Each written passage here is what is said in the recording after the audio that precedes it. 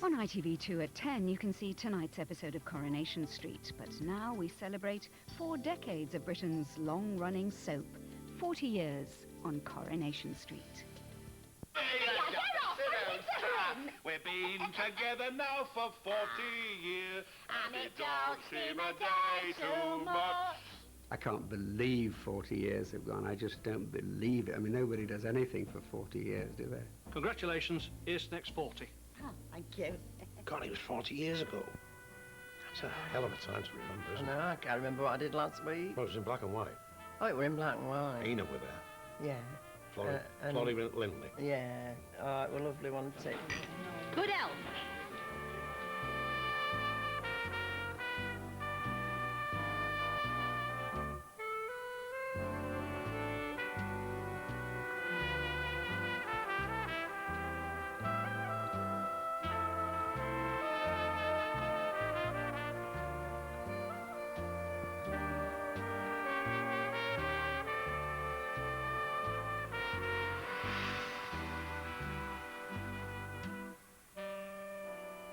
The street is the star, and there isn't, you can't say, oh, he is the star of that show, or she is the star of that show, or those three are.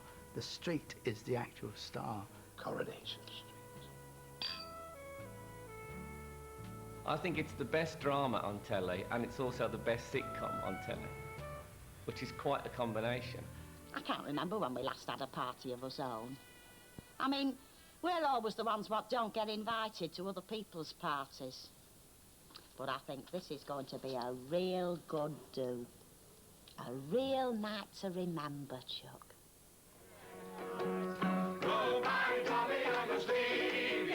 For a phenomenal 40 years, Coronation Street has been Britain's most popular home entertainment. Together as a nation, we've watched more than 4,000 episodes of this unique and much-loved programme, entering the homes and hearts of television's best-known neighbours.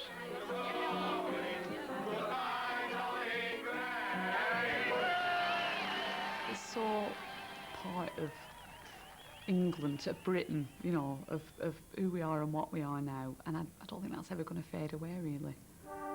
In 1960, Britain was another country. While television sets had become an affordable luxury for some, others kept to more traditional pursuits, keeping industrial grime at bay and having a good old gossip. One young man had become fascinated by the look and the language of his roots. I've told so many stories about where the idea of Coronation Street came from. I think the one that's the most truthful is that I can remember coming home from Cross Lane Market one Saturday afternoon, and it was around 6 o'clock, and the flares were going up on the stalls while they sold off the last of the goods before refrigeration. And as we came past Salford Hippodrome, it said, "Strip, strip, hooray, we've nothing on tonight." And the fat was just coming on to fry at Parker's, and you could smell that, and there was wrestling on the telly. And I said, I love it. Oh, I absolutely love it. And I have this strange feeling it's going to change. I want to preserve this whole little world like flies in amber. And that was kind of the beginning of it. Tony Warren was a 23-year-old scriptwriter at Granada when he was challenged to write a drama that would change the face of television. I turned up with the first episode of something called Florizel Street. But very early on, Agnes, the tea lady, said, "Tony, you can't have that. It sounds like a disinfectant." And eventually it became Coronation Street.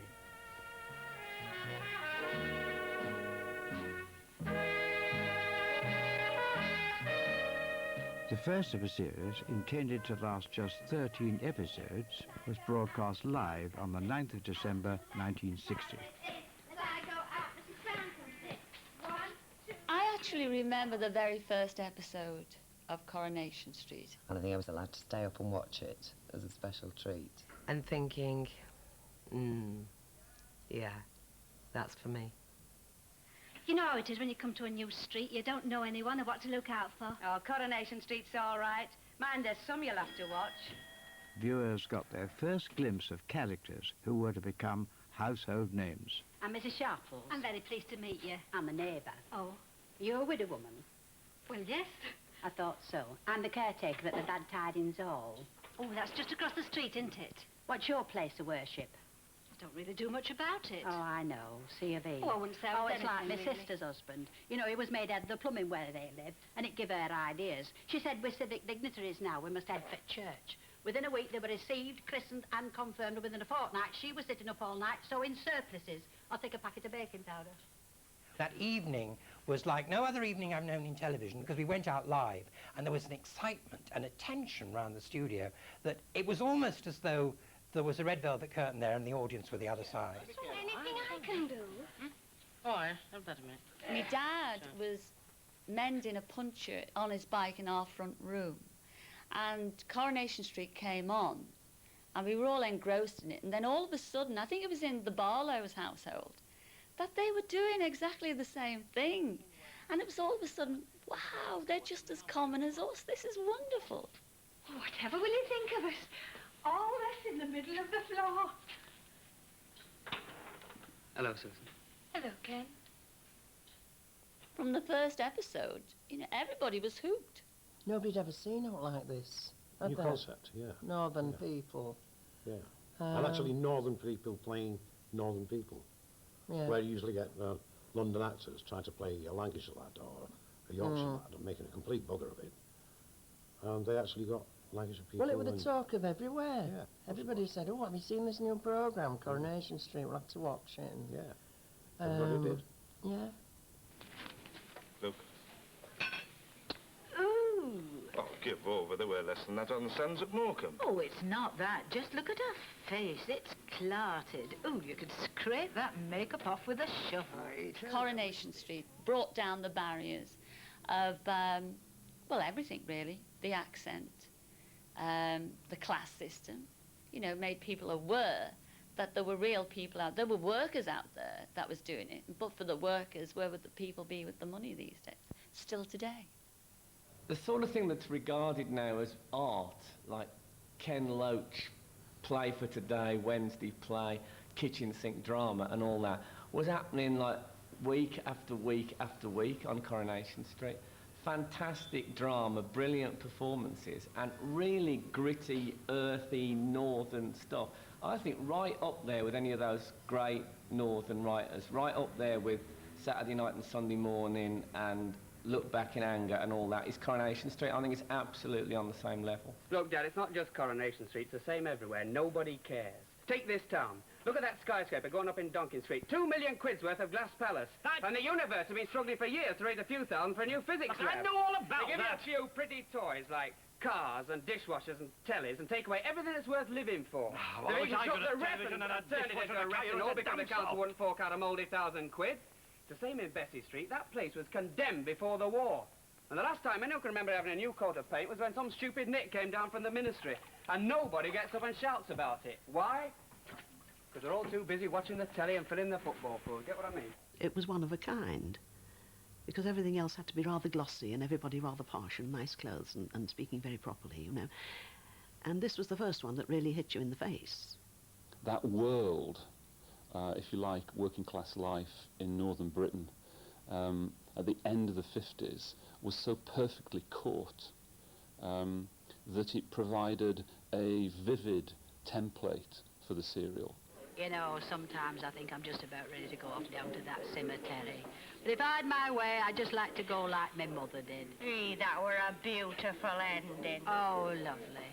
She just sat up, broke wind, and died. We all having the same again, girls. I don't mind if I do. I do remember that Edna, the wardrobe lady, said to me, this show will run longer than The Archers. And Edna was more than a bit psychic, and I went pale inside and said, oh, Edna, do you think so? And was very worried. I remember being very worried by the idea of that, because I really thought everything I wanted to say about the north of England is in those 13 episodes. But by the time I got to about episode 10, I knew it wasn't. I knew there was a lot more. Those first few episodes of Tony's in those early days took it to a height from which it's still, I think, flying. By 1961, Coronation Street had become the most popular TV programme in Britain. The cast became some of the most famous faces in the country. I remember Pat Phoenix, who played Elsie Tanner, coming over to Huddersfield to open a dry cleaners in the town centre. And the town centre was packed. It was jammed with people lining the streets to get a sight of this great, iconic character. Everywhere we've been this morning, there have been these rather wild scenes, reminiscent in some way of the Beatles' arrival. Their fame swiftly spread across the world. In 1966, 50,000 fans lined the streets in Australia to greet the Coronation Street stars. Does it ever concern you that in real life so many millions of people consider you as a very gay divorcee? No, I think it's rather nice, actually. How long do you think you'll be able to remain Annie? Well, as long as they want me to. I'm enjoying myself with a very happy company. We hope it goes on for a long time. Why do you think it's been so successful? Well, I think it's just a human touch on it. Down to earth. What about the future for Coronation Street? Can we see it for the next 10, 15, 20 years? Ah, well, no, I'm not going to make any statements on that, but I see no foreseeable end as it's going on, because it's still at the top of the ratings. It just succeeds because it is every man. Coronation Street didn't just sit back and enjoy the ride. Producers and writers ensured that it kept up with the times. What on earth is that? Afraid it's the younger generation of today, Mrs. Tanner. Do you mean that? It managed to swing through the 60s in style. What more do you want? A real-life social phenomenon right in your own front door. There weren't just fans in the programme. Many people were developing a taste for what would become a lifelong habit. I've always been rather thrilled that sometimes in the background, whether it be in a home or at the cafe or at the Rovers or whatever, there's been some music played in the background. Every now and then it happens to be one of mine, like maybe I've had a Christmas hit or something like that, and it's been playing in the background. It gives me a great thrill. Away from me, got myself a crying. Talking, sleeping, walking, living dog. I started my diet. I went on an eating regime to lose weight because the character Minnie Caldwell, words to the effect, she said, I love that chubby Cliff Richard. And I thought, chubby Cliff Richard? And I looked in the mirror, and it was early 60s, and I had definitely put on weight. I was getting rather rotund, so I went on a diet, and so I can thank Coronation Street for the shape I'm in, really, because I've tried to keep myself in good shape since that time. Mum, couldn't we have a few more salads and things like that? And have you any idea of the price of lettuce? Well, it's just that I think we ought to have a more balanced diet, that's all. I was in New York, and I actually flew home. Bobby and I, my late husband Bobby and I, we sat there, and it was him who said to me, he said, you know, we leave tomorrow morning. We'd get back just in time to see Coronation Street. Do you deny that my husband is in your house? Have you been at the Cherry Bramble? And that he's been sleeping there, I used the word loosely, for the last week? So we've actually flown home from New York, the city that never sleeps, just to watch a Coronation Street episode. Jack, I demand that you come out. The medal, you know, living with her all these years. Yes, well, your husband threw the towel in pretty quickly, didn't he? Mind you, it's not every man that wants a wife with the morals of an alley cat. And it's not every fella that wants a clipped-clacked out Milan with delusions of grandeur for a wife. And you bleach your hair. One thing about being a street fan is you become a bit of an evangelist. You want to draw other people in. I mean, like it doesn't get enough views. You know, 14 or 15 million, I don't think that's enough. I think we should have more. Do you like my new skirt? Oh, is that what it is? Thought it was a belt. It's a bit short, isn't it? Is it, Jack? It's the fashion you want shorten you as a bit. No, thanks. Don't you like showing your legs? Oh, aye, but I don't fancy showing me knickers. Oh, it's not as bad as all that. It's not far off. Oh, you're only jealous of Prairie. Come on. There's no rush, really, yet. I'd rather be at work. My Auntie Anne's on the wall. Since its beginning, new generations have grown up with Coronation Street. Coronation Street was like staple diet of like all Northerners, I think. And my mum watched it, my nan watched it, my auntie watched it. So yeah, I've grown up with it.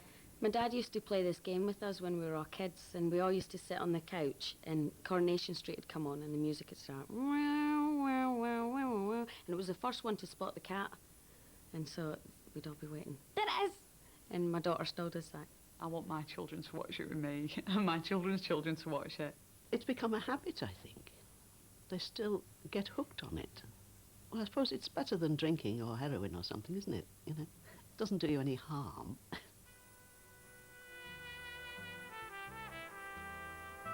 Being brought up with Coronation Street means that stepping onto it as a new cast member can be a terrifying prospect.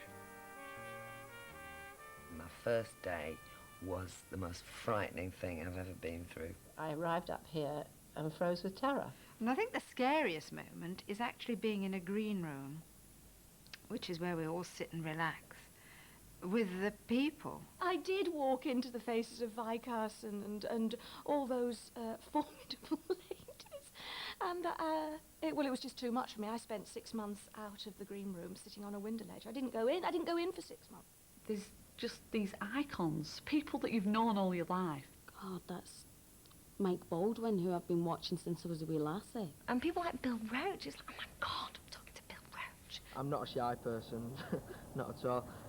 But I came in and I was sat about and I was like, yeah. And I was going, you know, I didn't know the real names or anything. I wanted to call them by the character names, and I was a bit like, oh God, and I was dead nerve-wracking. You've got 2 names going through your head for everybody, so you're like, there's Mike Baldwin, Johnny Briggs, you can see the credits rolling in front of your eyes as you're talking to people. And thinking, please, I can't call them by their character names, I have got to call them by their real names and things like that. And you see, you just don't say anybody's names for about the first year until you've got it logged in there. Oh, thank you. In the public imagination, the actors themselves were really considered as the characters took on real lives of their own. Hey, have you seen tonight's paper? No. Well, you maybe done up like Lord and Lady Uncombe Duncombe, but you've got manners like pigs. That net, you know, people think today that when they see, you know, did they really wear nets like that? Well, they did. You know, me nanny as in grandmother. I never had a nanny. But we call my grandmother Nanny. She wore a net like that. So you know, Ina Sharples was alive and well, living in Coronation Street and Scotty Road, where I came from. One of our writers early on used to go and sit in the pub and listen to people talking. And he found one of his funniest stories in that, for the Ogdens. A woman came into the pub with a plate of dinner, walked up to her husband and said, you live here, you might as well eat here, and she plonked it on his head. We did that in the show, except I couldn't put it on Stan's head. I had to plonk it on the bar, because if we had to do another take, it couldn't have got cleaned up in time. What's this, Mrs. Ogden? There's your tea, there's your knife, there's your fork. You live here, you might as well eat here. Hello. And you can stop as long as you like, because I'm off. Off where? I'm going gadding. What you can do, I can do. 2 can play at that game. So I'm off, and you can expect me when you see me. Good for you, Everyone has a story to tell. And because of Corrie, I walk along the streets now thinking, you see someone and you don't know. At least she's a fighter. She'll have a go. You never really know what's behind that veneer. And I think Coronation Street helped to sort of pull skin back and say, this is how people are. There's a saying in hip-hop that rappers always say, and the secret to writing a good rap song is keep it real. And the people who write and produce Coronation Street and the people who act in Coronation Street keep it real, and they've kept it real for 40 years. And if they keep on keeping it real, it'll last forever. I hope so. In part 2, Coronation Street keeps it real as the world goes into colour.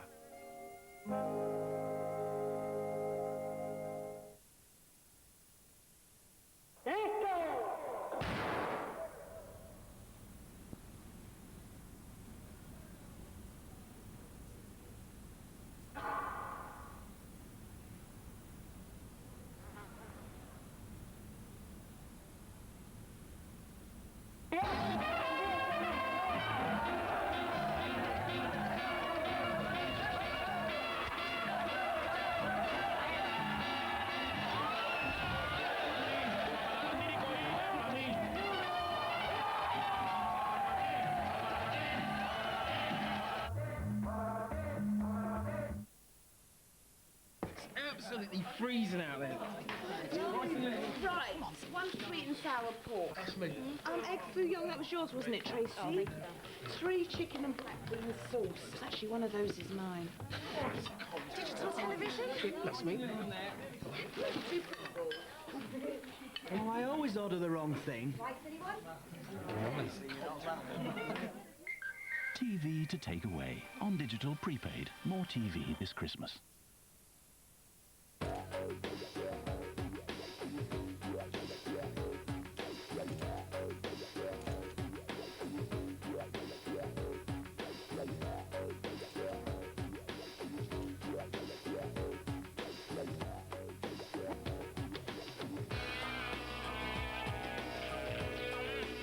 Cybershot, the new digital still camera from Sony.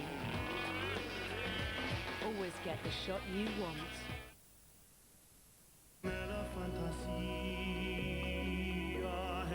Discover the magnificent sound of Russell Watson. His brilliant debut album, The Voice.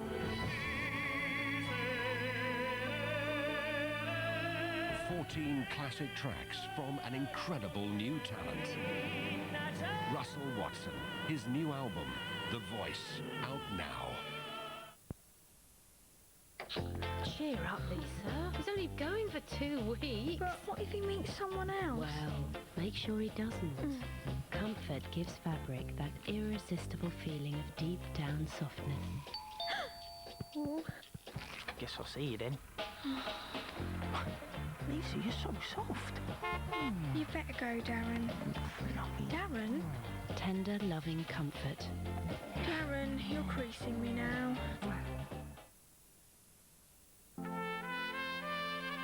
Get fresh with no line rental ever and text messaging from 3P at the Car Phone Warehouse. Simple, impartial advice.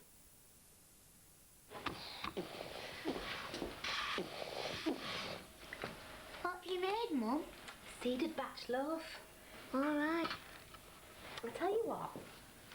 Why don't you plant these seeds in the garden and grow me a bread tree? Don't be stupid. Pouring down with rain. Charlotte Warburton and her very cheeky son. Bakers born and bred. 1 margarita, a vegetarian, quattro formaggi, and whose was the on digital prepaid with the side order of internet? Prepaid Plus. TV and internet to take away. I've got my eye on a girl.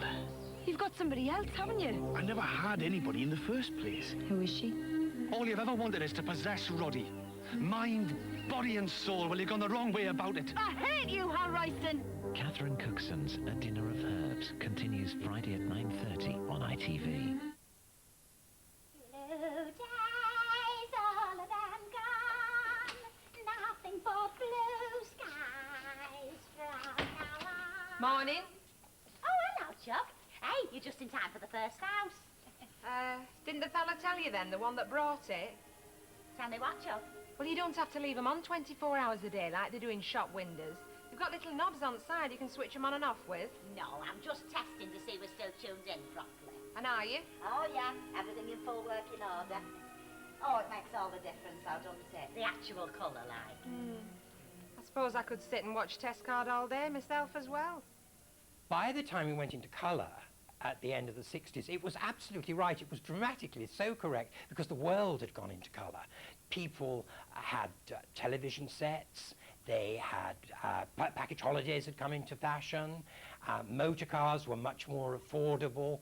And so the show absolutely echoed again what was going on. Still, background music's good that you get with colour. It's classical. Oh, yeah, well, it stands to sense, doesn't it? I mean, they know what they're doing, don't they, then what puts it on? Because us coloured viewers is bound to be more discriminationary in us tastes than the ordinary black and white. Going into colour was, wow. You know, everybody was dashing about because it looked too glamorous to make it look a bit more mucky and damp it down. Kevin.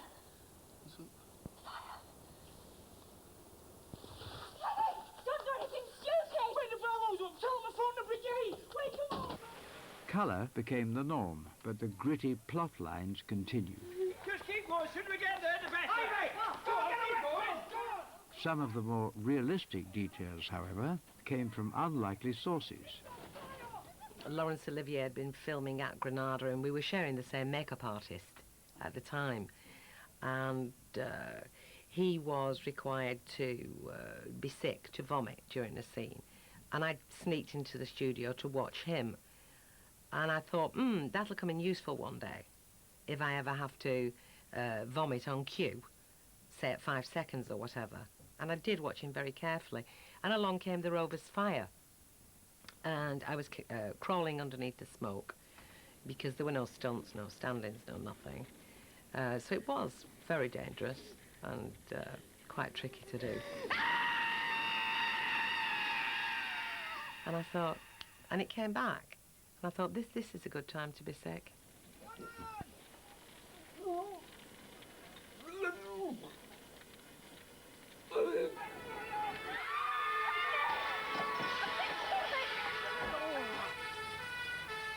I remember watching scenes like where the pub went on fire and Bet was being sick upstairs and stuff like that, because it's always been dead honest, to the point where sometimes you go, ooh, I don't want to see snot coming out of someone's nose or someone puking. But I like that because it's that's when Coronation Street's at its best, is when it's really real like that. Stay with her, Mick, all right. She's all yours, mate. Couldn't you just hang on a bit, love? Give me time to get my face on. You look smashing, love. When I did Shakespeare at college, right, what they used to say about the brilliant gift that Shakespeare had is that he could have tragedy and comedy right next to each other, and you didn't have a problem with it, and you didn't notice the joint. And Coronation Street does that 3 or 4 times a week, no problem. You never say you love me. You've never said you love me since I had Surrey with a lad. Oh. Come on. Give up! Come on. Come on.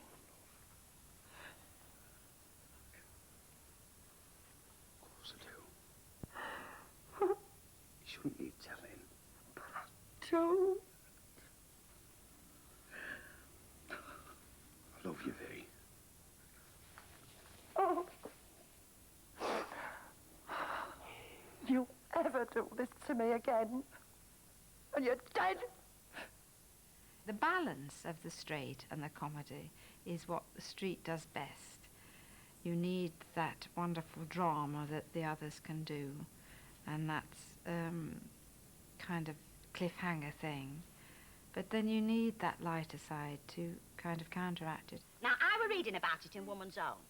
Stan's got panic. Don't you mean gutsick? Oh, don't show your ignorance. No, I mean panic. P-A-N-A-C-H-E, panic. I might have known you've never heard of it. Well, actually, Mrs. Ogden, the word is panache. Things were bad. You had more than enough to answer for before. But now... Oh, belt up, will you? You have done me and my gorgeous new outfit. The final, the most unforgivable mischief. Not content with doing your damnedest to try and feed me to the flaming fishes, you have put me down, right slap bang, in the middle of a flaming cow plop. I'm proud to say that I'm a vegan. In that case, the sooner you get back to your spaceship and return to the planet Vega, the better I'll be pleased. Here's a moment of how the street has comedy that some of the others don't. Some of the others realise, yes, the street's got comedy, let's have a funny situation. They take a group of them out and put them in a funny situation, but that isn't what it is. It's endemic, it is from within. What's that? Cereal. I'm not a cereal man, I'm bacon and egg, you know, huh? Oh, that'll do you more good than bacon and egg. Chuck, it's vitamin B, is that? Vitamin B1 and vitamin B2. That's all right for rabbits. It's all right for you, I know. It'll strengthen your mental facilities. And you need all the mental facility you've got facing up to Lanfair Club and I know, but not on that muck. Oh, got you something else and all. What? From the chemist. Seaweed tablets. You must be joking. No, Maggie Clegg told me about them. They make you very active and sterile. It's ideal. Well, you can take him yourself and go and jump in the canal. Ooh, Stanley Ogden, there's gratitude for you. Listen, all I'm trying to do is to help you get your industrial relations in order. The best comedy comes out of not a contrived, funny situation, but seeing the humour in a given and strong situation. What was the first thing he said to me when I come in here tonight? What? You've been washing his teeth in this kettle. Well, that was a joke. There were bits floating in it, weren't there? But it's common, though, Jack. And they think we're common and all. Who? Kimberly's parents, for a start. Never, they don't know. Yeah, and he's ashamed of us, it's Curly. This Mrs. Tough. Well, it was going to be Curly. Jack... Tough as a dead dog's head, this. And the Douglas are funny. According to the Douglas, it's not funny. No. But we're playing it dead straight. I mean, I can get a script and know exactly how he's going to play it, and you do the same, don't you? Yeah. And laugh. You're not going to be sound toilet looking at my scripts or anywhere, and just fall about laughing. Yeah. But actually, he thinks we're common. No, Vera, just look around. You've got a nice house, nice furniture, good food on the table, nice barn, nice pictures. Who could think that we were common, eh? Loft full of pigeons, Vauxhall over. The sense of themselves that the characters had, their sense of place in the social strata of Britain, is, I think, you know, acutely felt right through the series. We're not common, are we? Never in a million years, my love. You know your trouble, don't you? You're common. You're bloody common. I sometimes think we're fated to go through all those lives 25 quid behind. Do you think, love, that a Christmas tree in gilt would be too ostentatious? In the snug, yes. No. I'm talking about the Christmas cards we're going to have printed. I don't see that we need any printed. I mean, there was no wrong with them we had last year. No, love, but I mean, we have got a certain position to keep up in the community. The snobbery started with Annie Walker, of course, at one end, and the respectable people in the shop, and next door to the shop at the other end, of course, were the Ogdens arrived. And they were considered the lowest, on the lowest rung of the ladder, although none of the others were very much better. Hey, Stan! Did you know fish knives is common? Because they are the very non-you. Fish knives, they're common as muck. I'm glad we haven't got any. Fish knives, we haven't got any. No, I know, but Annie Walker has, and they're very non-you. All these people are the same class to start off with, and what the whole soap is in effect is watching them, how they try to get away from that, whether they try to get away from that, how they settle down into it. Hey, Jack, come out here, quick. I'm busy. Come on, quick, there's some out here that you'll like. Hey, what's wrong with your motor? What's up? It looks as if somebody's been meddling with it. What's it supposed to mean? It means somebody around here can't spell. Somebody a bit pig ignorant. It's supposed to say yuppies. Yes, well, we all know who did it, don't we? That silly old bag. Who else? Have a good mind to smash her teeth in. Yeah, some other time, eh? When you're sure she's wearing them. Why wait? Because I'm late. Just get in the car, darling. Hey, I didn't know we had any yuppies living round here. I tell you what we have got. One or two thickies. Oh, and I met a Frenchman in coffee who taught me how to say, isn't it a lovely day today? So, there you are. You're not a complete novice. Well, I'm really. No. I think you'll find there's a lot of words you know as we go on. I want you to say to me, in French, hello, Ken. My name is Raquel. Isn't it a lovely day today? Okay? Oh, clever. Well, here goes. Bonjour, Ken. Je m'appelle Raquel. Voulez-vous coucher avec moi ce soir? Oh, well, Raquel just wanted to marry a footballer, didn't she? Or That's right, yeah. Something like... She wasn't really... She did okay in the end, though. She just... Living in France. But she was a very modern version of a snob, wasn't she? She was very much like a young girl who Yeah, but she didn't judge people. No, she wasn't. I don't think she was a snob, because she didn't judge people. She was just hugely aspirational. Wanted to be better than she was, wanted to make something of herself. Learn French. Learn French. Voulez-vous coucher avec moi? Ken? You don't see people like this in the Rovers, do you? Oh, you don't get the oi polloi in here. Membership fee, see to that. Tracy, we'll have us with yours now, love. So what do you think, Ashley? Very nice. It's classy, this. The great thing about Coronation Street, it's deeply and profoundly working class without any sloganeering or banner waving. It's just working class England looked at with real affection. And that's very, very rare, because often when working class England is shown, it's either looked down on in some way, or more often nowadays, it's saying, oh, the working classes, aren't they wonderful and fantastic and marvellous, and don't we all really respect how gritty and real they are? It's not done like that. It's just saying, this is what real people are like. Good morning, honourable boss. What's your game? Humble Workers Trust Honourable Boss is well this morning. Yeah, I'm fine. Well, humble workers know their jobs and hot dinners depend on Honourable Boss being fit and well. Absolutely. I couldn't agree with you more. And to put your minds at rest, I've never felt better in my life. So thank you very much for the inquiry. Now let's get these machines humming, shall we? Very good, Honourable Boss. Your wish is our command. Ivy, in here. If he asks you to be his geisha girl, refuse. Yes, Honourable Boss. All right, come on, what's your game? What's the catch? There is no catch. Don't you want a hard-working and subservient staff, Mr. Baldwin? That'll be the day. Have you got it? Now, is that all? Because I'd like to go back to work and make more money for you, Honourable Boss.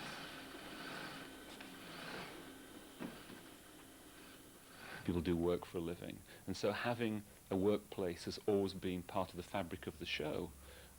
Whether it's the Raincoat Factory in the very early days or Mike Baldwin's various incarnations of factory life that happened subsequently.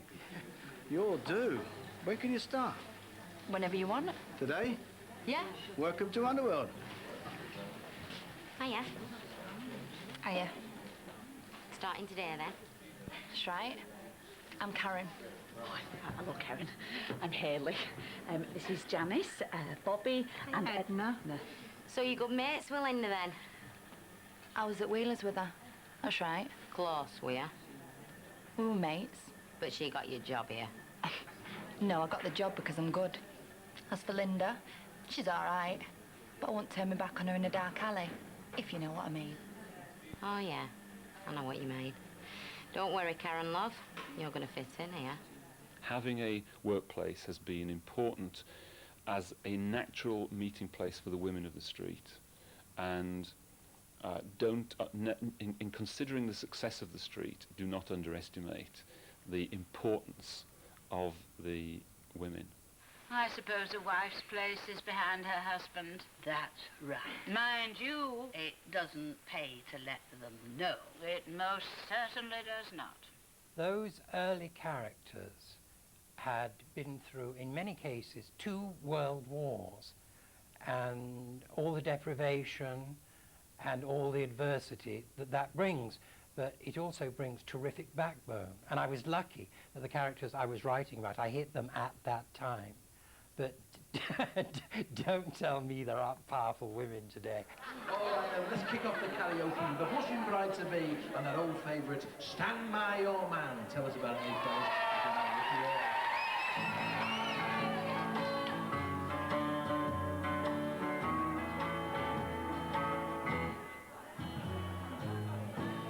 Sometimes it's hard to be a woman. And don't forget your pint. Someday. You're no flipping widget either. No, but I will 10 minutes after I get you home. Look, if it's all right for you to look at a bird in miniskirts and go, yum, yum, then I'm not going to be ashamed of liking to look at young men. Natalie? Yeah? This is one programme where it's great to be a woman. Usually the men get the best parts, but in the street, the women usually get the best parts.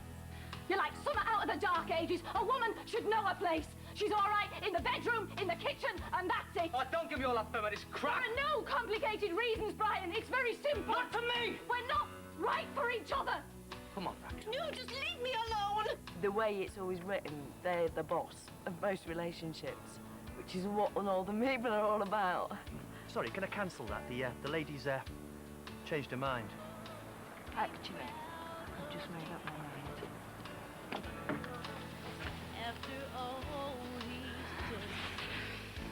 Well, give us a kiss, then. Hey? You heard? Come on, you daft ape. Tis the second honeymoon, you know, not the first.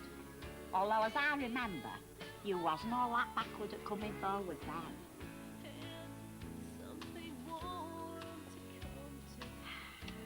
What's that lipstick taste of? Woman, Sam. Woman. In part 3, there'll be wine, women and song in The Rover's Return. Here. Got me sexy underwear now. Here, do you remember when we were first wed and I used to run up bedroom steps, taking my clothes off, you know, as I went, for a trail? Nice for you to pick them up. Aye, aye. Are you ready now? Because I'm off. You'll have to catch me if you want more. Come on then, what are you waiting for?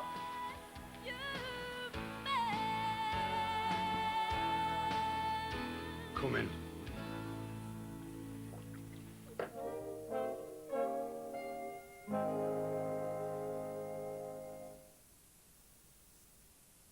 This is the ultimate 60s collection. 150 tracks on 8 CDs, all for under 20 quid. It's true, and it's in your local Woolies now for only $19.99. The ultimate 60s collection. 8 CDs, 150 unforgettable tracks. Only $19.99. Available now at Woolies. You'll have noticed there's a lot of mobile phones around these days, but we do all tend to use them in different ways. There's people who go on and on and on and seem to sort their whole lives out with a phone they simply couldn't possibly do without. And those that don't say much at all. There are people who mostly talk at night, and some who have a phone just in case. But however you use your mobile, Vodafone Pay As You Talk has a prepaid service to suit you. Of course, you can change your tariff if you like, because after all, no one likes to be put in a box, do they? However you use your phone, there's a prepay service for you with Pay As You Talk from Vodafone. Mobile phone, Jen? Get one like mine. Perfect. Forget that, Jen. You want to get one like mine. How do you find the mobile that's right for you? Just head for the link. We believe in treating all our customers as individuals. We've a huge range of phones, tariffs and money-saving deals. And together we'll help you choose the one for you.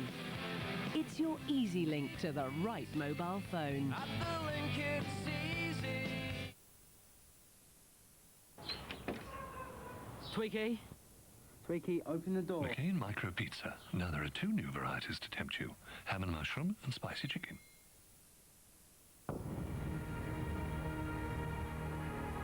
All it took was one drop.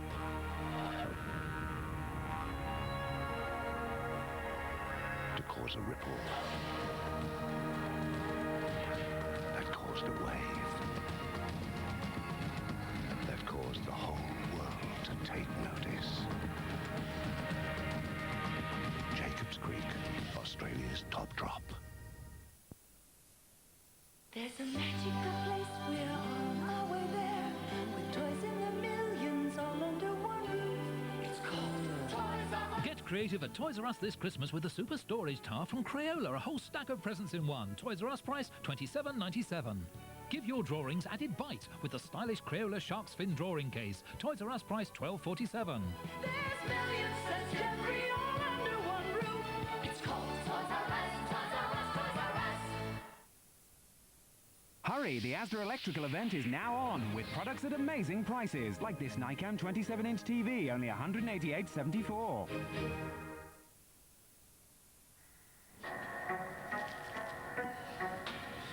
Mandy, here comes a grizzly bear. Oh, gross. Oh, no, no.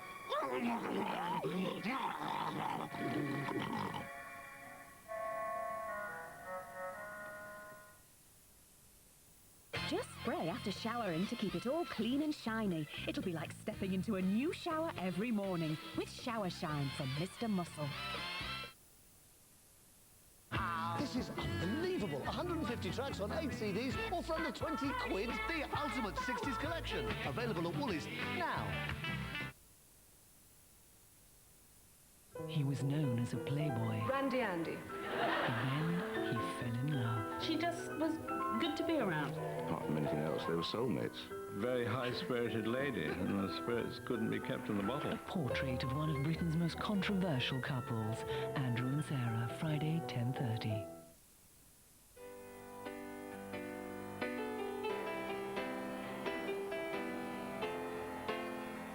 The Rovers return. 8 landlords and ladies, 44 barmaids, 12 potmen, and a very distinctive group of regulars. 2 hours a mile, please. I've only got 1 pair of hands. Who was here first? I was.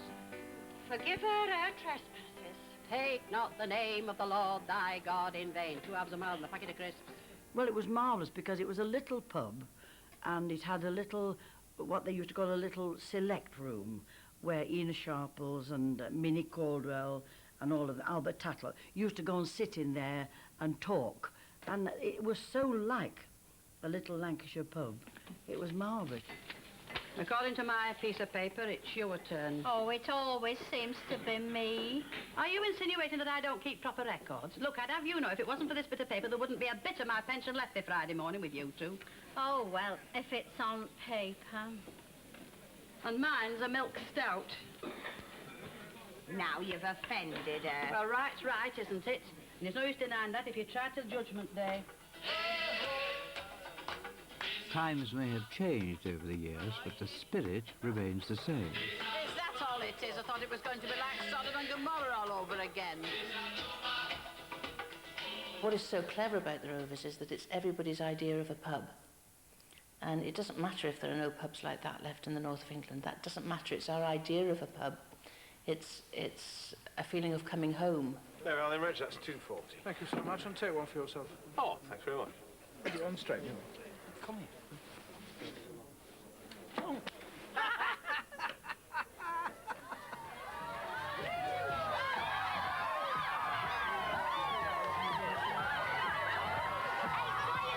Before he gets away. He fancies you. Give up his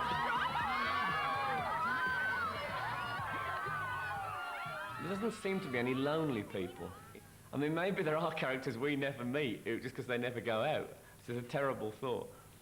But everyone, even if they're arguing and fighting and falling out, everyone knows, and there's a real sense of a proper community where, whether they're the older people or the kids, they've all got mates and they all know each other. It's the whole essence of the street, and it's kind of what provides the main narrative, really, isn't it? You've got all these things going on in all these little houses all down the street, very intimate, sometimes very tragic, sometimes very funny, whatever, and then all in one big crowd in the Rovers, they all kind of exchange what's going on in their lives. So, who's been your favourite landlady? Oh, well, go on, you can tell the truth, I don't mind. So long as it's what you want to hear. Yeah, well, go on then. Mrs. Walker. What, that crow? Of course, I've made sure that Bet does at least have some decent clothes to wear. I'm sorry I'm late, Mrs. Walker. Good heavens. Oh, God, blimey. That is a sensational dress, Bet. I never knew you had any dresses like that, honey. Bet, you've got it on back to front. Oh, put us another one in there, love. Eh? Oh, another drink. Wasn't quite sure what you meant there. It could mean something else if you wanted it to. Oh, yeah? Like what? Oh, no, Ken. Come on, then. Share it with us all. Look, just ignore her. Look, Janice, who was Is she employed to pull pints or other women's blokes? Ali. Look, do I get another pint or not? Yeah, well, it's all right, Natalie. I'll serve Les. I'll tell her what she can do if you like. Now, ladies. Am I not allowed to serve the married ones? Not yourself on a plate, no. A typical Coronation Street moment for me is 3 or 4 people lined up along the bar in the Rover's Return, philosophising about a certain subject. Often fellas used to be a common one when Bet was the gaffer. But they will sit and talk through a subject, and it sounds like ordinary people talking, but it's always a bit cleverer and a bit funnier than that, and a bit of an extra insight than that. The attraction between men and women has got nothing to do with sex, it turns out. Says who? Oh, well, they've been into it and everything, you know, brainy people. So what is it, then? Well, you know, if you take a mirror and stick it up your nose, like dividing your face, and you look into another mirror, you can sort of make one big face out of half of your face. So? Well, that's it. And? And? Ah! Yes, so, well, one of them's more what your face would be if you was a man, and the other's more what it would be if you was a woman. If you weren't already, sort of thing. Is that right? So when you fall for somebody, what you're seeing, I mean, you don't realise it, but what you're seeing... Now, hang on a minute, because this bit's complicated. You see the face made up of the halves that they'd be if that person were same sex that you are. Whoa, now hang on. So what it is, you see, your brain is sort of imagining, if you know what I mean. And if your brain sees that person unconsciously as being the sort of person that you think you like yourself, then you fancy that person. And, well, it's as simple as that. Who was telling you this? Oh, it's a fella down at Gordon's Cricket Club. Some blokes have all the shot. Did he have his hand on your leg? I really wish the Rover's Return was at the end of my road. I'd been there every night without fail, not just 4 times a week. Look, if there's one thing wrong with Coronation Street, it's because it sometimes throws up nasty snivelling clever dicks like you. So belt up home and get your daddy to change your nappy before you get out. That's just the kind of intelligent reaction I'd expect from a loud-mouthed, beer-swilling moron like you. Say that again. That's just the kind of... The Rover's Return has always provided a ringside seat for the street's numerous feuds. I can remember when this place was like a what? Well, shabby, shall we say? Well, it's not shabby now. And might I add, it's a darn sight better than a lot of middens round this street. I hope you're not referring to mine. If the cat fits, wear it. What about all them alterations my stand did last year? What alterations? Well, like a serving hatch. Serving hatch? There was a flaming barn door. Yeah, and that's not a flipping bath. It's phonographic, is that? Well, at least I won't be keeping coal in it, will I? No, you'll be keeping something grimier than coal in it. Yourself. Now, listen to me, Spiky Bonds. You watch your tongue. This is my house. What difference does that make? I'll show you what difference. Get out! Now, look here. You'll only move me out of this house when I want to go. In the meantime, go jump in the cot. You... My way!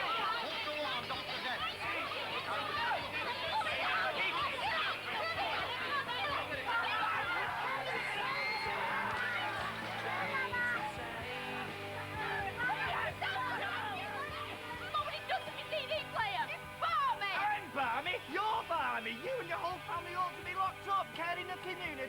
It's a joke. You and your family ought to be in a lunatic asylum where you all belong. You think so? Yeah. Very nice one, Dad. When you tune into Coronation Street and you find all these wonderful feuds, they are actually the life stuff of drama. Go on, sit there ignoring me. He's not worth it, Ken. As if butter wouldn't melt in your mouth, you thieving git. I didn't take anything that didn't belong to me. Oh, yes, you did. It belonged to me, legally. Yeah, and it belonged to me morally and legally. Oh, morally? He's talking about morals now. Him that's got a 2-week-old bastard gurgling away across the street at the hairdresser's. I'm not having any slangy matches in my pub. You want to do it in the street. Ridiculous. You want to watch your back, sunshine. Ken and Mike are personality clashes. Ken is everything that Mike doesn't like. Mike is everything Ken. He's the opportunist, business guy. Ken's the idealist, cares about people and so on. You're really enjoying this, aren't you? Hey, as a matter of fact, I am. Hey, Bastard! Not this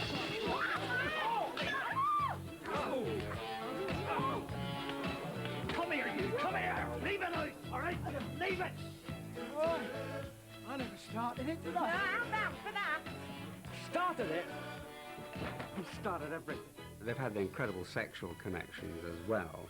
I try and list it some, but Ken had an affair with Mike's girlfriend, Maggie, mother of Mike's child. Ken had an affair with Alma, Mike's first wife. Mike had an affair with Deirdre, Ken's wife. Mike married Ken's daughter, Susan, and so on. And apart from that, they actually hate each other, so I mean, you're seen on screen. It's been going on for 24 years now. I mean, I only married his daughter to upset him, and it worked. Ha. The whole thing came to a head, and there was like a fight, and there was a famous punch which everyone talked about. I remember he come and he said, "Right, Baldwin, I've had enough of your poison in our family." I've had enough of your poison in my family, more than enough. Look, it was the least convincing punch ever. Of course, Mike went over 3 tables or whatnot. But that Ken Barlow punch is something that should be put in a time capsule and kept forever, I think. Mr. Baldwin! Mr. Baldwin!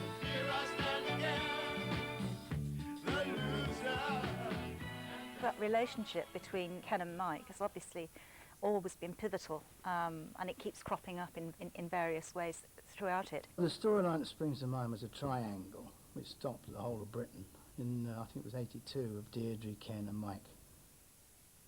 How could you do it, Deirdre? I mean, my God, it's less than 2 years since we got married. Yeah, well, it doesn't feel like it. Shall I tell you what it feels like to me? It's like part of the wallpaper or a piece of furniture that's been around forever. I mean, you hardly ever look at me, Ken. If I grew another head, it'd be a week before you noticed. Honestly, the way you act, it's like we've been married for 20 years. Imagine this scene, having a row because your wife's had an affair with someone, there's a knock at the door, that someone is there, saying, all right, you know, everything all right, if you bother you, just let me know, and you stand there. Why do you marry me? So I said to the director, I'm sorry, can't do that. Ignore it. No. Why did you put the phone down on me? The next thing I knew, Bill actually had me by the throat against the wall. And I was like, and I didn't know they'd had this discussion, because it wasn't what we'd rehearsed. And I was, like, literally fighting for my life. I was going, you, get out of this house. You go! Go! So I finally managed to get away from him, and I ran into the other room. And I just sat at the table trying to get myself together, and there was a camera there, and it kind of set it all up.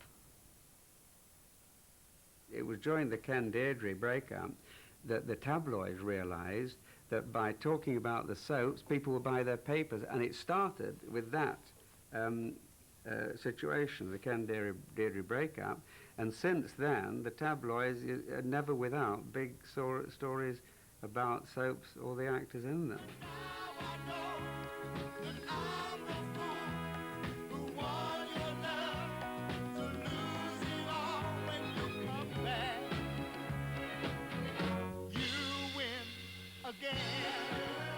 They woke up to the fact that Coronation Street and the stars of Coronation Street were of interest, a tremendous interest to the British public, so therefore anything and anything that they were involved with, real or on the set, was of interest. And it became an industry which is still thriving.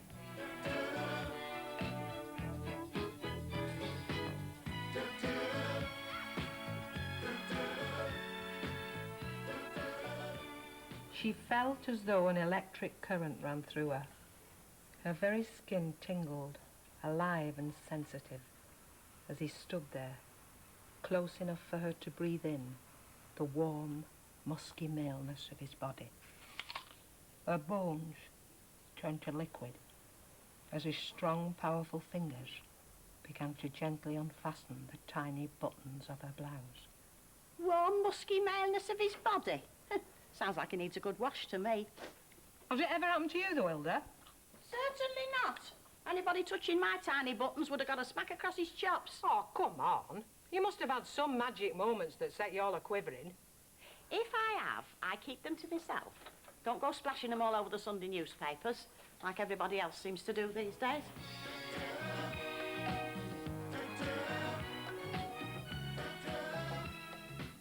I don't think any actor can prepare themselves for what's going to happen to them when they get into the street. They are instantly famous, and if they're playing one of these archetypal characters that has this particular resonance with the audience, then they very quickly become superstars. I didn't realise how many people actually watch it. You know, I never used to wear a cap until I started Coronation Street. Every time I go out now, I've always got a cap, you know what I mean? Because otherwise, you just can't get anywhere. It's unbelievable. When I first came into it, I don't think I had any concept or any understanding of how famous you would get, and quite instantaneously. I mean, literally, after my first screen debut, people were like going, "It's you, isn't it? It's Gina. Oh, it's you. You're the new one, aren't you? The new barmaid." It's very strange to get used to the attention you get, you know, when you're walking down the street, and I don't know whether I'll ever get used to that. I think it's something you come to terms with, maybe. You know, you think, oh, well, that's going to happen to me. I think when you're welcomed in New Zealand by the Maoris, doing a full sort of tribal dance on the tarmac for you, which is normally only reserved for the Queen, you do begin to wonder if you're dreaming. One of the original strengths of the programme has been its ability to find the face that fits. There's always been a type of actor and actress who is absolutely right for Coronation Street. In Coronation Street, they will appear to be a star. They just fit absolutely. In fact, they're the jewel, and it's the setting, it's the star, but they fit absolutely perfectly in it. And for the time they're in the show, they really shine.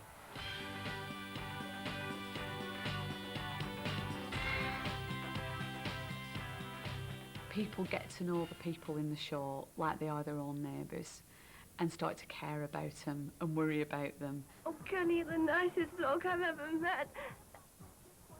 I just can't marry it. I can't marry anyone.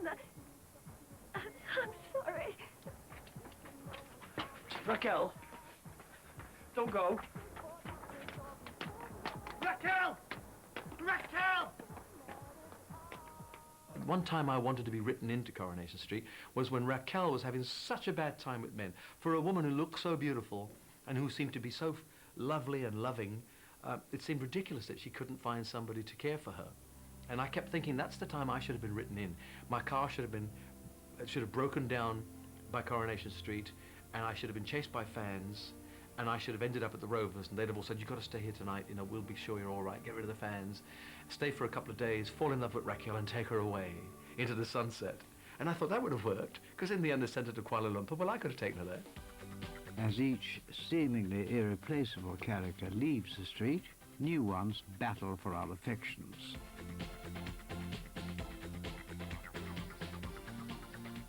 It's shaped my life in that people in it have become part of my landscape almost as much as kind of mates that I've got. People still do approach me as Hilda. I mean, they'll shout in a shop or in the street or something, say, hello, Hilda. And I'll say, I beg your pardon. They'll say, oh, don't you talk funny?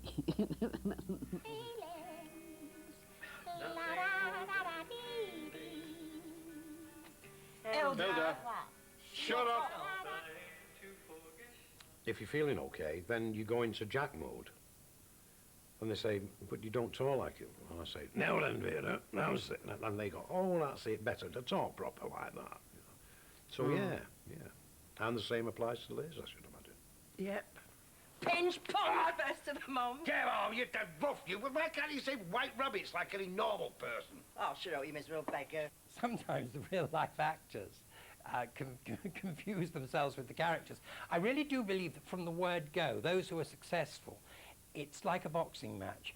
They, the real-life person, comes out into the middle of the ring and touches gloves with the character that's been invented for them. And from then on, it's a battle royal. And who wins, whether the character takes over some of the personality or whether the personality takes over some of the character, is very interesting to watch. I think our characters and ourselves, I think we kind of merge after we've been in it for a bit of time. So there's a bit of you and there's a bit of your character, and I think that happens with nearly everyone. We've all been playing these parts for so long. These characters almost stop being fictional. They start to almost exist in their own right. It's a strange phenomena. Very muddling, darling. It's very, very muddling. The older you get, you don't know who you are. Excuse me, Mrs. Walker, I hope you don't think I'm showing me ignorance. Yes? What are you? Queen Elizabeth. Oh, well, where's your Phil then, playing polo down Mosley Street? Queen Elizabeth I. Oh. Can that be Elder Ogden underneath all that? Well, of course it's me. Here, I was told this were to be fancy dress. Who told you that? Flaming Bat Lynch, that's who. And you was in on it and all. It's a joke, Hilda. Yeah, my flipping expense as usual. You look like some cats dragged in. Well, at least I had to get dressed up to look it. I think you look very nice, Hilda, but who are you supposed to be? Well, I'm Charlie Chaplin, aren't I? Character confusion reached a climax in the case of the Weatherfield One.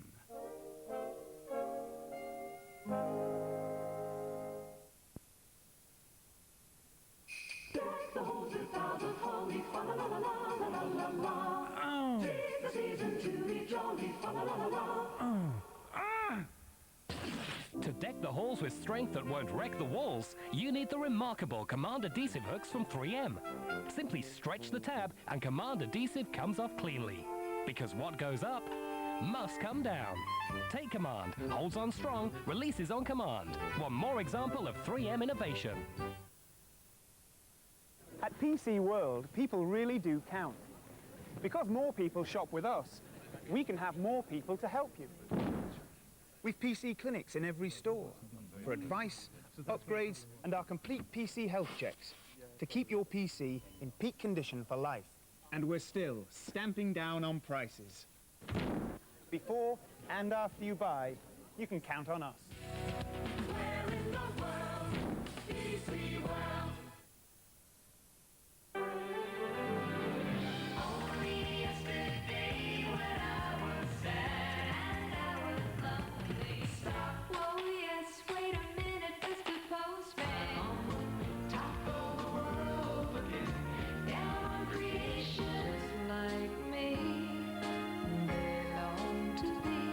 Buy Carpenter's Gold for $12.99 and get the Carpenter's Christmas album for just $4.99. A visit to Woolworths is well worth it. Hello, I'm Jack Pot, and I've been asked to tell you about the fabulous new game, Lottery Extra. The game that gives you another chance to win it big. To take part, simply play the main national lottery game as usual, then pay £1 per entry for the Lottery Extra draw as well, where the only prize is one big jackpot. Oh!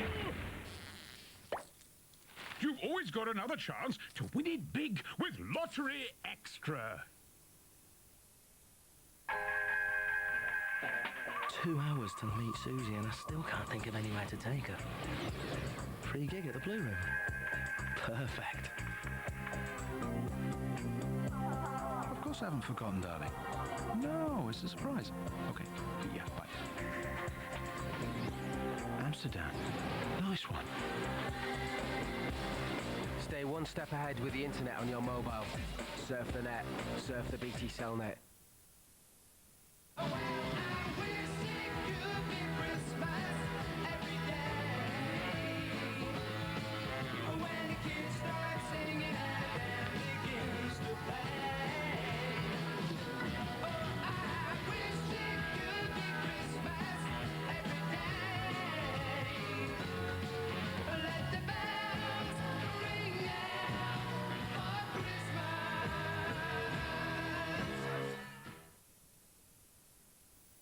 How can you help ensure your puppy gets the best start in life?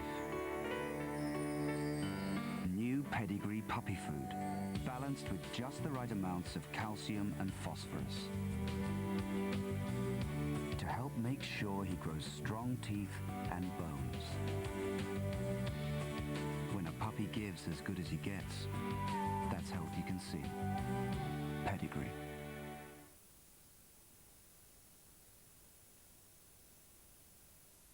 John Close came back to his roots to help ordinary people sort out their lives. You mean they're letting you back into a court after last time? But who's going to help him sort out his? Stick with the strictly achievable.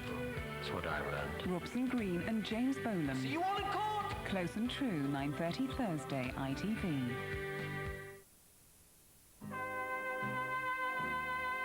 Just put the money in the bag. Right, give it here. Slowly.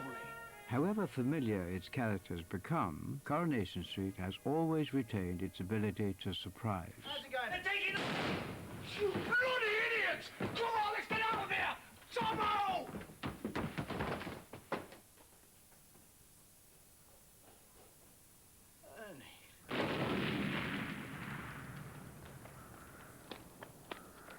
Well, there goes our marriage, my dear. Didn't it go with a bang? Oh! Oh! Oh! Oh!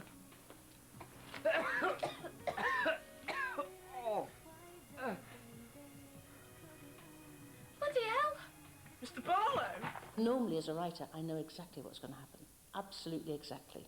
I could say the lines for you before they come. But in Coronation Street, I never can. And when I get my scripts, I take my bit out and I bin the rest. Therefore, I don't know what the hell's going to happen. So I can actually sit and watch Coronation Street like a punter. In fact, I like it better when I'm not in it. Yes, yeah. Because I think, oh, Lord, I didn't know that was going to happen. on 8 counts of illicitly withdrawing sums of £500 from the credit card company of Mr. Ian Jenkins. In 1998, Coronation Street committed one of its greatest crimes. Guilty. I tell you one of the most shocking things, because, you know, I've never been involved in that area at all, was when Deirdre was sent down. You know, someone was actually sent to prison on Coronation Street. This is real life as well, but that was, you know, a woman being actually sent down. I don't think there was ever a woman before Deirdre to be actually sent to jail. Do you find the defendant guilty or not guilty? Guilty on all 8 counts. This isn't right. There's the real villain, sitting there, grinning all over his face.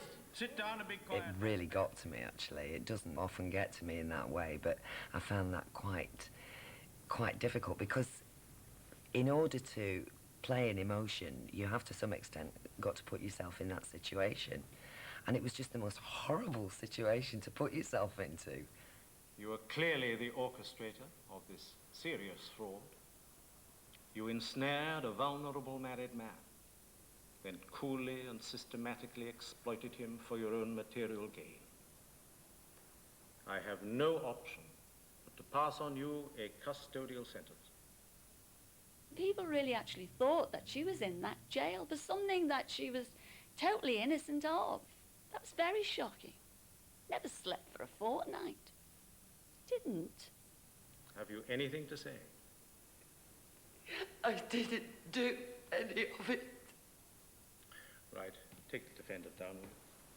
It's one of those great sort of things which unite the whole country and which everyone wanted to have a part of, and yet at the same time was laughing at, but it wasn't, people liked exchanging views about it. Do you remember on the morning after poor Deirdre got sent down, we were driving in, and on various radio stations they were having, I think there were 3 separate stations with the same gimmick. They were having phone-in competitions to impersonate Deirdre saying, "I didn't do it." I didn't do any of it.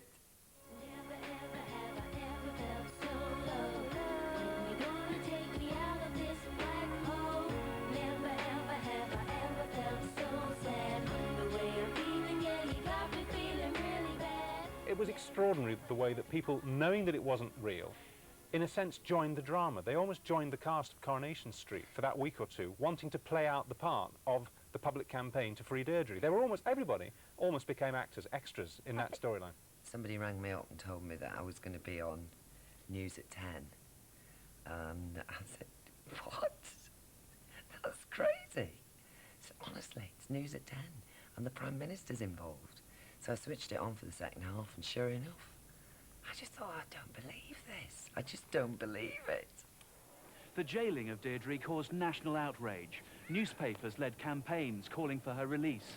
The Home Secretary became involved, and the Prime Minister was briefed at Downing Street on the case of the Weatherfield One.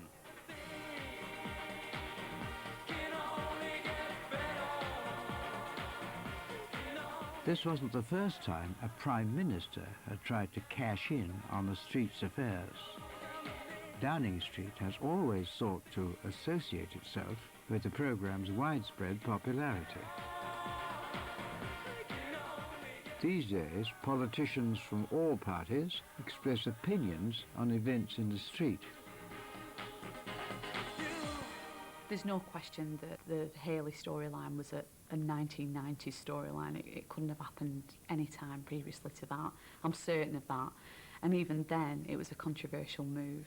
Well, what about you, Haley? Will I see you Monday? I mean, you're not going to defect, are you?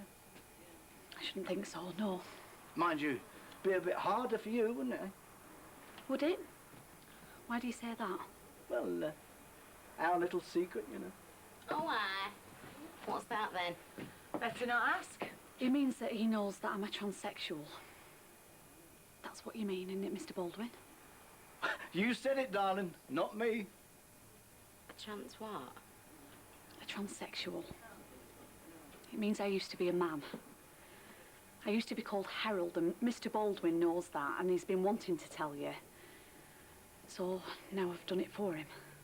The great thing about Coronation Street is it is not politically correct. It doesn't give a stuff about political correctness. So when you get Haley there, who's transsexual, you can have people like Mike Baldwin, Les Battersby, saying terrible things about transsexuals, because actually, because we understand the characters so well, we understand where that criticism is coming from, and we are not expected to either agree or disagree with it. We just see that that's how these two flawed and weak characters react. Live at Baldwin's factory, for a limited period only, the Rocky Horror Picture Show. Morning, Harold! Take no notice, try and ignore him. In one ear and out the other. Hey, Liz.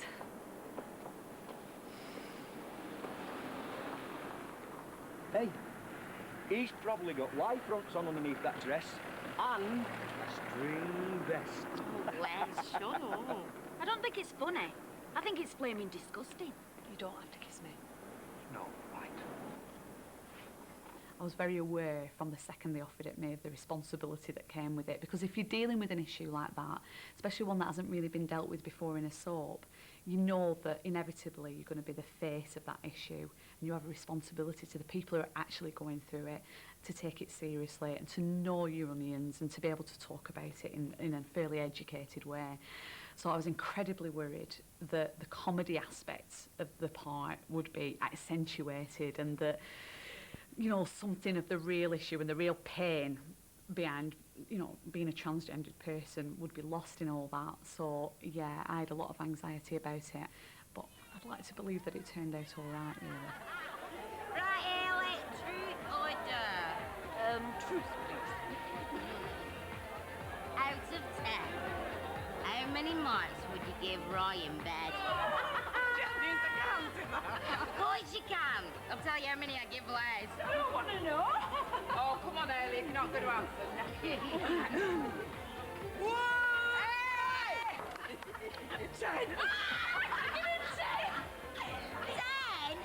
The old devil. It's always a quiet one. Hey, does he take his penny off? Only on Saturdays. I've had old ladies coming up to me in supermarkets from day one saying, when are you and Roy going to get married? And I'm saying, well, we can't, we're not allowed to, the law won't allow it. And they're like, oh, never mind that, you're made to be together. And I'll be like, right to your MP. It's just brilliant, because it's the characters that people cling on to, and Coronation Street is always specialised in that. And I think if now and again you can just like quietly slip these little issues in, then all the better. Some things never change on the street, and one of those is the dramatic appeal of a wedding. The guest list always runs to millions of viewers, but the same old rituals must always provide new insights. There's only certain types of people in society, and we reflect society, and there's certain predicaments and issues that affect us all. And I think Coronation Street, and the writers or the producers or the directors and the actors have a way of recycling them successfully and bringing them up to date at the same time. And there's never any, you know, jumps. Everything goes smoothly, so people can just be carried away with it. What's going on? Nothing's going on, he's going. I'm going nowhere without you. When the character of Linda Sykes prepared for her marriage to Mike Baldwin, the audience knew what Mike didn't, that she'd been having an affair with his son, Mark. I know you don't mean that. Right, come on. If you think I'm going back in there to watch this charade, I love you for heaven's sake. No, you don't. Mark, I'm sorry about the way things turned out. I really am. But don't spoil this for me, please. It's over. The love triangle between Mike, Mark and Linda is much the same as the love triangle between Ken, Deirdre and Mike. But the language and the characters have moved on. And I'm a different type of character because I reflect a certain woman in today's society, I think, or maybe not. I don't know if there's many Linda Sykes out there. But that's the difference, is the characters move on, but the storylines are much the same. That's a classic way of updating it. I don't know if you'd have actually had, I mean, you'd have had the Ken, Deirdre, Mike triangle. That's like a man and a wife and the next door neighbour, or the bloke over the road. But actually involving a sort of slightly incestuous edge is actually probably very 21st century now. Yeah, but it's also Shakespearean, isn't it? I mean, I think probably most of the storylines you'll get in Coronation Street you can read in Shakespeare. And just like Shakespeare, you can play Shakespeare in any age, can't you? You can place them in any costume, in any period in history, and it always works. And I think that's probably the secret to Coronation Street's continuing success in actually simply repeating basic plot lines, basic storylines. They simply put them in fresh clothes. Oh, Maxine. Do I look all right? You don't think this hat's a bit... It's perfect. You're going to knock him cold, you are. Not like my frock. Course I do, you daft thing. You look smashing, my love. Even Bonnie, go on, lie. Yeah, Bonnie. Bonnie, yeah. And you said nothing fancy. Well, you know me, always was a flash git. You get made a fuss of at work and by the media as if it was like you almost are feeling like it's your real wedding. This TV cruise around on the day and people say congratulations. I mean, people doing the interviews say congratulations like you're getting married. Do you like a dress? No, I don't very much so, no. I mean, either. Thousands of fans camping outside the night before, outside the church where we were filming, and arriving there in the mini-coach to get out to film, and them all standing up and chanting, "Don't do it, don't do it, don't do it." You're late. Bride's privilege. And another thing. What? How well do you know Jack Duckworth? Good afternoon. Could you come closer? There have been 55 marriages amongst the characters on the street, but some have been married more times than most. And make his son know. Oh, you most certainly can. I find it stranger going to real weddings now because they're so quick. Got so used to street weddings that take like entire days and entire weeks. And you go to a real wedding, you say, "That's it, God, no retakes." It is now my great pleasure to pronounce you man and wife. You may kiss the bride.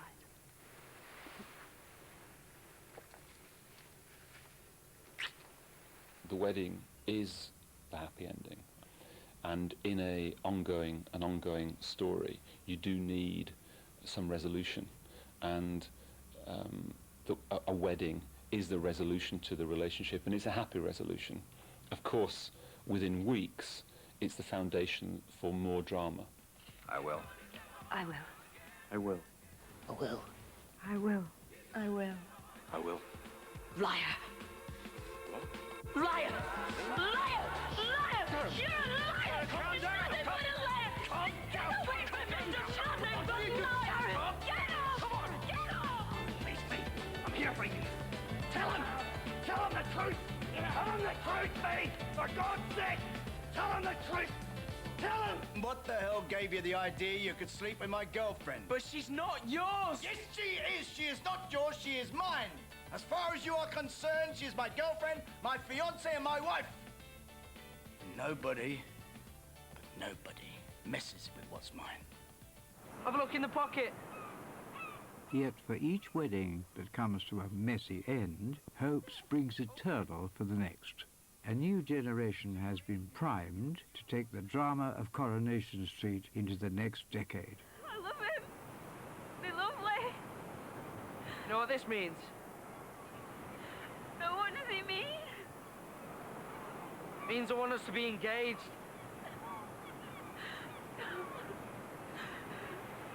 Come here.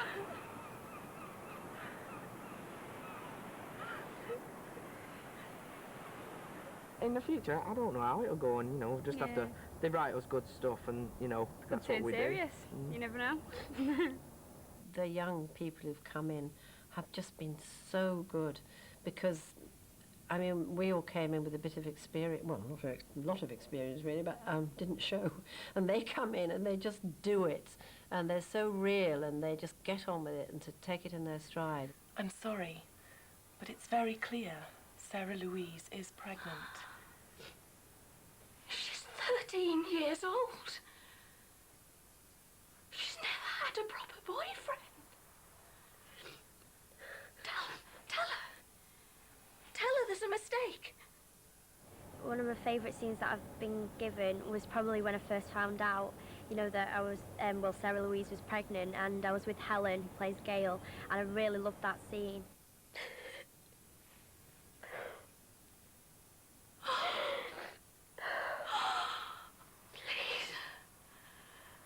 Please tell me it's not true.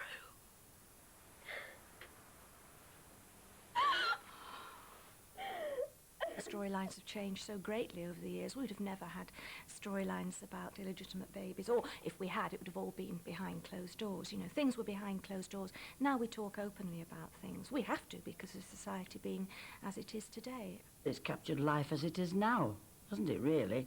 I mean, we've got teenage little girls having babies, and we've got young lads and girls getting engaged, and we've had murders and lots of births and deaths and things. You think, oh my God.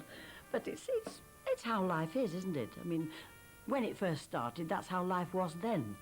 But now it's as life is now. While Coronation Street can look forward to a colourful future, its unique history will steer its own best route.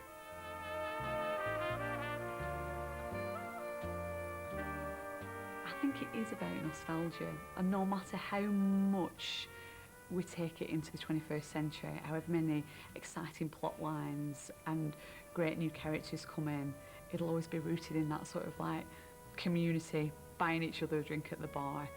And I think there's a place for that, even if it's in a fictional town called Weatherfield.